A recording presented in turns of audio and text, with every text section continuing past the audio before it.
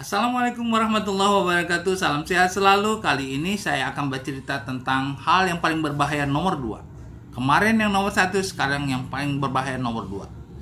Kenapa dia paling berbahaya nomor 2? Karena pada yang pertama itu sekitar 31% menyebabkan kematian ibu pada ibu hamil. Yang ini menyebabkan 26% menyebabkan kematian pada ibu hamil. Ya, 26%, artinya di antara 100 orang maka sekitar 26 orang meninggal karena penyakit ini. Nah, penyakit apakah ini? Ini tentu penyakit ini perlu kita ketahui. Apa itu penyakitnya? Kemudian bagaimana kita cara mengatasinya? Bagaimana kita mengenalnya? Kita kenal dulu, baru kita tahu. Kira-kira kita perlu mengobatinya atau kita menghindarinya. Kira-kira gitu ya. Tapi lebih baik adalah menghindari daripada mengobati. Persiapan dari awal adalah pengenalan akan penyakit. Oke, kita mulai ya. Hal yang paling berbahaya nomor 2 pada saat hamil. Seperti sampaikan kemarin adalah penyumbang kematian terbesar itu adalah perdarahan. Penyumbang nomor 2 terbesar kematian itu adalah preeklamsi. Preeklamsi itu sekitar 26%. Di antara 100 orang yang mati, 26 orang meninggal karena preeklamsi. Apa itu preeklamsi? Kita harus tahu apa itu preeklamsi. Mengapa dia bisa menyebabkan kematian pada ibu? Mengapa dia menyebabkan kematian pada bayi? Oke, kita lanjut. Nah, preeklamsi ataupun eklamsi itu selain dapat menyumbang 26 orang kematian ibu, kita harus mengenal tentang siapa itu preeklamsi. Apa itu preeklamsi?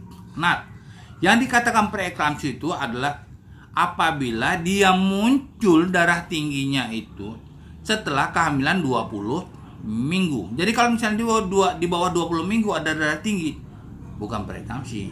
Bisa aja dia memang darah tinggi. Ibunya darah tinggi sebelumnya, tapi bukan preeklamsi. Apa ciri-ciri yang lain dari preeklamsi itu yang kita ketahui bakal menyebabkan kematian 26 orang dari 100 orang kematian tadi? Adalah proteinuria. Nah, untuk di sini ada 2 hal yang bisa kita lakukan. Yang pertama adalah kita lakukan pemeriksaan langsung tentang proteinuria. Kita ambil botol wajana untuk pembakaran air kencing. Kita masukkan air kencingnya ke situ. Kemudian kalau bisa botol panjang gitu ya, yang tahan api. Kemudian kita bakar sampingnya. Kita bakar jangan pada tempat yang sama. Kita bakar pelan-pelan dari atas ke bawah sampai dia akan mengeluarkan gambaran seperti telur direbus. Nah, telur direbus itulah yang kita lihat proteinnya ada di dalam air kencing. Nah, bentuknya seperti itu. Ada warnanya, bisa jadi warna merah bata dia. Saking udah dibakar gitu kan. Nah, keluarlah dia bentuk macam telur di dalam air kalau misalnya kita rebus.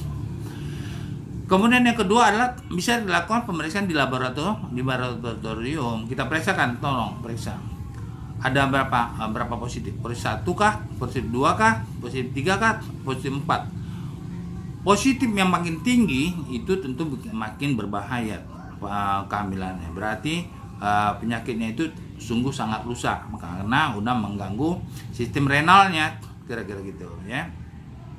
Begitu kita tengok ada positif 2 aja, itu berarti udah kemungkinan besar adalah preeklamsi. Dan ini penata laksanaannya tentu spesial ya, akan ditata laksanai oleh pelayan kesehatannya, ya kan. Kemudian yang berikutnya adalah yang seperti kita tahu bahwasanya preeklamsi ini belum tahu kita penyebabnya apa. Nah, karena kita belum tahu penyebabnya apa, kita harus tahu apa faktor-faktor yang mungkin akan menyebabkan terjadinya preeklamsi ini. Nah, dengan tahunya kita faktor-faktor yang menyebabkan terjadinya preeklamsi ini, maka kita bisa menghindari faktor-faktor tersebut. Makanya saya katakan lebih bagus menghindari daripada mengobati. Nah, kalau kita hindari, kita tidak bersinggungan dan tidak perlu ada pemeriksaan, tidak perlu ada terapi-terapi untuk preeklamsi seperti itu, tindakan-tindakan dan tidak membahayakan ibu maupun bayinya. Oke, apa faktor-faktornya itu? Ada lagi pertanyaan, apakah hal ini bisa dicegah? Ternyata bisa. Beberapa penelitian dikatakan bisa. Disimpulkan bahwa sekitar 80 atau 90% itu dapat dicegah preeklamsi. Artinya apa? 80 atau 90% kematian ibu diakibatkan oleh preeklamsi itu tidak masih bisa dihindari, ya kan? Artinya tentunya kita bersyukur hal ini bisa dihindari. Oke, bagaimana cara menghindarinya? Mengenal daripada faktor-faktor resikonya. Bagaimana yang dikatakan mengenal faktor resikonya? Yang gimana yang menyebabkan terjadi preeklamsi selanjutnya? Yaitu adalah apabila dia punya riwayat namanya preeklamsi sebelumnya. Jadi misalnya ini anak keempat atau anak kelima gitu ya. Dia punya riwayat darah tinggi pada anak keempat. Dia punya riwayat preeklamsi pada waktu anak ketiga, atau dia pernah kejang pada hamil sebelumnya, kira-kira gitu. Nah, itu kalau kita udah pernah kejang ataupun darah tinggi pada hamil sekarang ini, kemungkinan kita akan mendapatkan preeklamsi pada kehamilan berikutnya. Jadi tetap mesti waspada dan perhatikan ya. Kemudian apa yang menyebabkan terjadi preeklamsi, yang mungkin bisa menyebabkan preeklamsi? Beberapa penelitian mengatakan bisa karena faktor gemuk ya. Kemudian obes yang gemuk ya. Kemudian bisa karena faktor kembar. Bisa karena faktor anak pertama. Nah, anak pertama juga perlu hati-hati. Siapa yang merupakan anak pertama harus penata laksananya spesial nantinya ya. Kemudian hamil anggur. Hamil anggur juga merupakan cikal bakal ataupun bisa menyebabkan preeklamsi. Bisa kejang juga orang karena kehamilan anggur ya. Kemudian hamil yang lebih daripada 35 tahun. Hindarilah kehamilan yang berisiko tinggi, yaitu yang di atas 35 tahun. Nah, bagaimana cara menghindari preeklamsi ini? Seperti tak biasa, lifestyle kita, ya kan? Yang kita lakukan itu apa? Begitu kita tahu hamil, kita akan lakukan pemeriksaan. Apalagi kita mengenal faktor-faktor yang tadi. Oh, ini aku gemuk nih. Aku harus melakukan ANC, antenatal care, periksa hamil, kira-kira gitu. Oh, anakku kembar ini. Aku harus lakukan pemeriksaan hamil.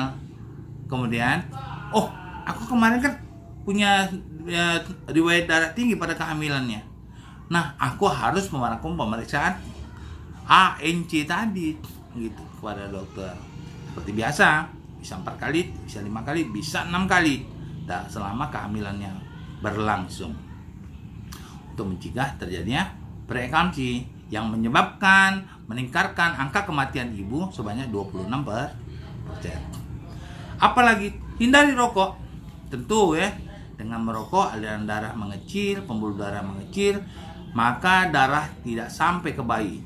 Kompensasi tubuh apa? Kompensasi tubuh harus ditekannya darahnya tinggi-tinggi biar supaya jumlah darah yang sampai ke bayi tadi cukup sesuai kebutuhan bayi. Makin tua bayi, makin banyak darah yang dibutuhkannya. Makin tinggi dibuat tekanan darahnya, makin tinggi tekanan darahnya bisa kejang. Itulah namanya eklamsi.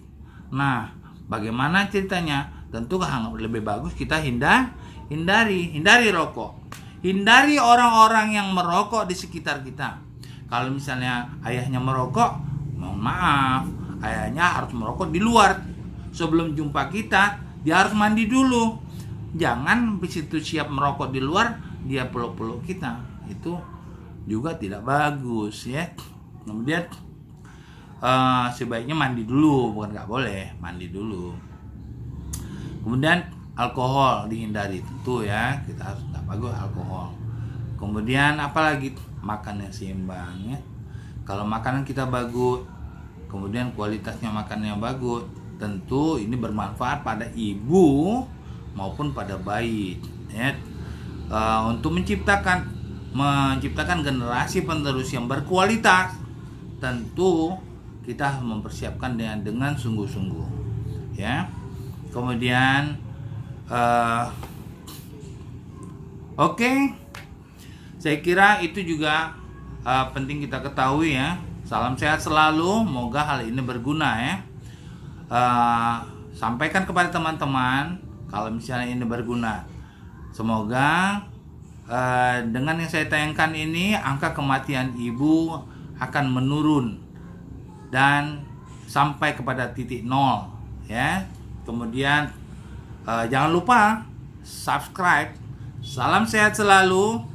Assalamualaikum warahmatullahi wabarakatuh.